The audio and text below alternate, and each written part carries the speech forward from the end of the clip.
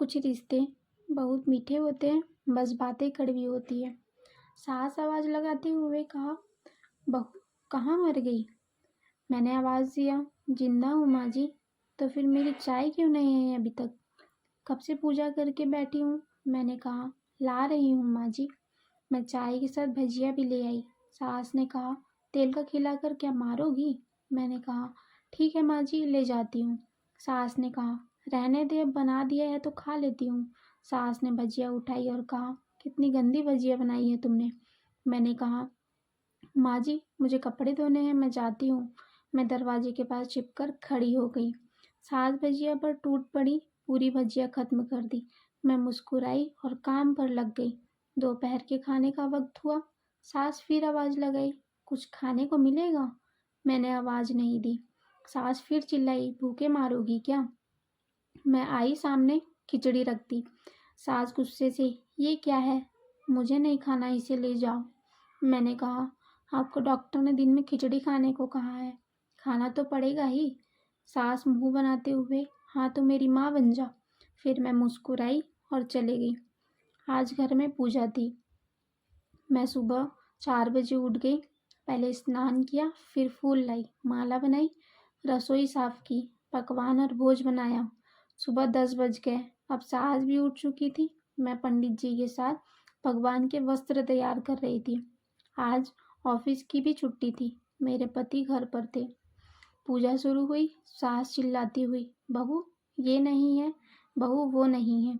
मैं दौड़ी दौड़ी आती और सब करती। अब दोपहर के 3 बज गए थे। आरती की तैयारी चल रही थी। पंडित जी ने सबको आरती के लिए बुलाया और सबके हाथों में थाली दी। जैसे ही मैंने थाली पकड़ी, थाली हाथ से गिर पड़ी। शायद भोज बनाते हुए मेरे हाथों में तेल लगा था, जिसे मैं पोंछना भूल गई थी। सारे लोग तरह तरह की बातें करने लगे। कैसी बहू है, कुछ नहीं आता, एक काम भी ठीक से नहीं कर सकती, न जाने कैसी बहू उठा लाए, एक आरती की थाली भी संभाली नहीं जा सकी। मेरे पति भी गुस्सा हो गए, पर सास चुप रही, कुछ नहीं कहा, बस यही बोल के छोड़ दिया, सीख रही है, सब सीख जाएगी धीरे धीरे। अब सबको खाना परोसा जाने लगा। मैं दौड़ दौड़ के खाना देती, फिर पानी लाती। करीब 70-80 लोग हो गए थे। मैं इधर 2 नौकर और मैं अकेली, फिर भी सारा काम बहुत अच्छे तरीके से की। अब मेरी सास और कुछ आस पड़ोस के लोग खाने पर बैठे। मैंने खाना परोसना शुरू किया। सबको खाना दे दिया गया। जैसे ही पहला निवाला सास ने खाया, तुमने नमक नहीं डाला क्या? एक काम ठीक से नहीं करती, पता नहीं मेरे बाद कैसे घर संभालोगी। आस पड़ोस वाले को तो जानते ही हो ना साहब, वो बस बहाना ढूंढते हैं नुक्स निकालने का। फिर वो सब शुरू हो गए, ऐसा खाना है, ऐसी बहू है, ये वो वगैरह वगैरह। दिन का खाना हो चुका था। अब मैं बर्तन साफ करने नौकरों के साथ लग गई। रात में जगराता का कार्यक्रम रखा गया था। मैं भी एक दो गीत गाने के लिए स्टेज पर चढ़ी। सास जोर से चिल्लाई, मेरी नाक मत कटा देना, गाना नहीं आता तो मत गा, वापस आ जा। मैं मुस्कुराई और गाने लगी। सबने मेरे गाने की तारीफ की, पर सास मुंह फुलाते हुए बोली, इससे अच्छा तो मैं गाती थी जवानी में, तुझे तो कुछ भी नहीं आता। मैं मुस्कुराई और चले गई। अब रात का खाना खिलाया जा रहा था। मेरे पति के ऑफिस के दोस्त साइड में ही ड्रिंक करने लगे। मेरे पति चिल्लाते, थोड़ा बर्फ लाओ, तो सास चिल्लाती, यहाँ दाल नहीं है। फिर चिल्लाते, कोल्ड ड्रिंक नहीं है, पापड़ ले आओ। इधर उधर। आखिरी में मेरे पति की शराब गिर पड़ी उनके एक दोस्त पर और बोतल टूट गई। पति गुस्से में मुझे 2 झापड़ लगाते हुए कहते हैं, जाहिल कहीं की, देखकर नहीं कर सकती, तुझे इतना भी काम नहीं आता। सारे लोग देखने लगे। मैं रोते हुए कमरे की ओर दौड़ी।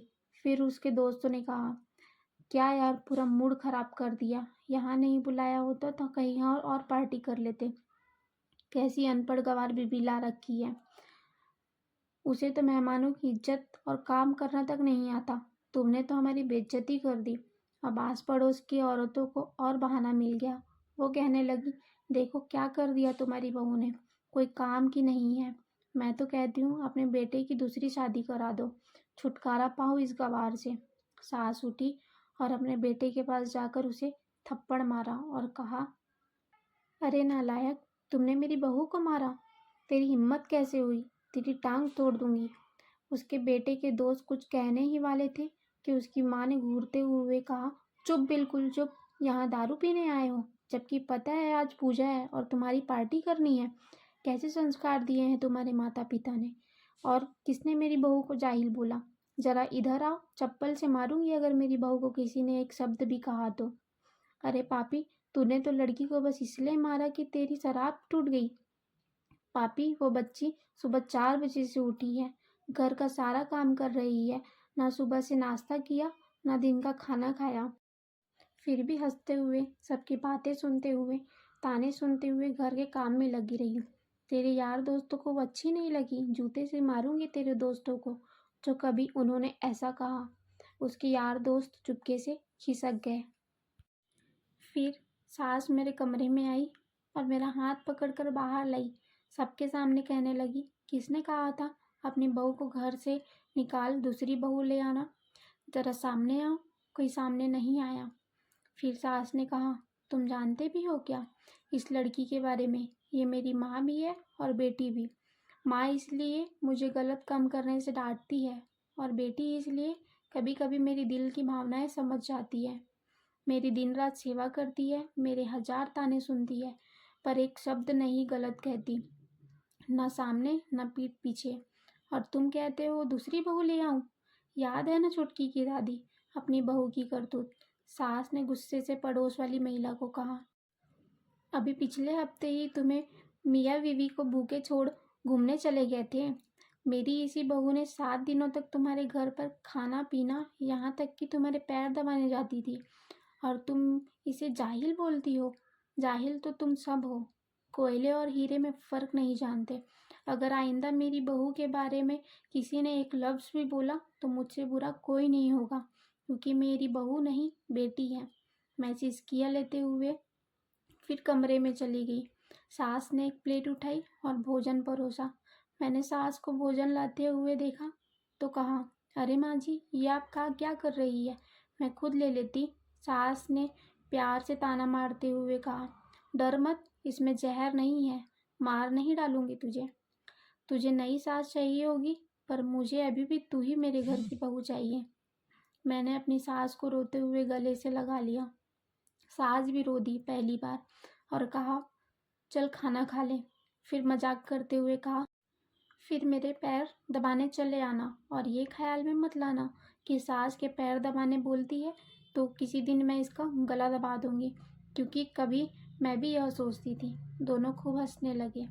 कुछ रिश्ते मीठे होते हैं, बस बातें कड़वी होती है।